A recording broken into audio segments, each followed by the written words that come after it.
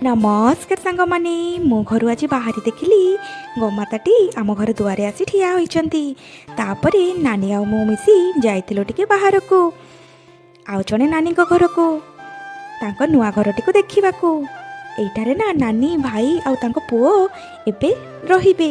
ତେଣୁକରି ଆମେ ଯାଇ ତାଙ୍କ ନୂଆ ଘରକୁ ବୁଲି ଆସିଥିଲୁ। ଯାଇ ପହଞ୍ଚି ଲାକ୍ଷଣୀ ନାନୀ ଆମକୁ ଦେଖି ବହୁତ ଖୁସି ହୋଇଯାଇଥିଲେ। ତାପରେ ନେଇଯାଇଥିଲେ ତାଙ୍କ ଭିତର ରୁମ୍କୁ। ତାପରେ ଆମେ ଟିକେ ଚାହା ପିଇ ତାଙ୍କ ସବୁ ଘର ବୁଲି ବୁଲି ଦେଖିଥିଲୁ।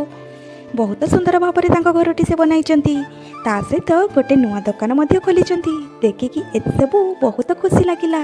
ତା ମଧ୍ୟରୁ ଟିକେ ଏ ଦୁହିଁଙ୍କୁ ଦେଖୁନାହାନ୍ତି, ମୋ ଦୁଇ ପୁତୁରା କେମିତି ବସି ଯାଇଛନ୍ତି ଫୋନ୍ ଦୁଇଟି ଧରି, ବହୁତ ବ୍ୟସ୍ତ ଅଛନ୍ତି।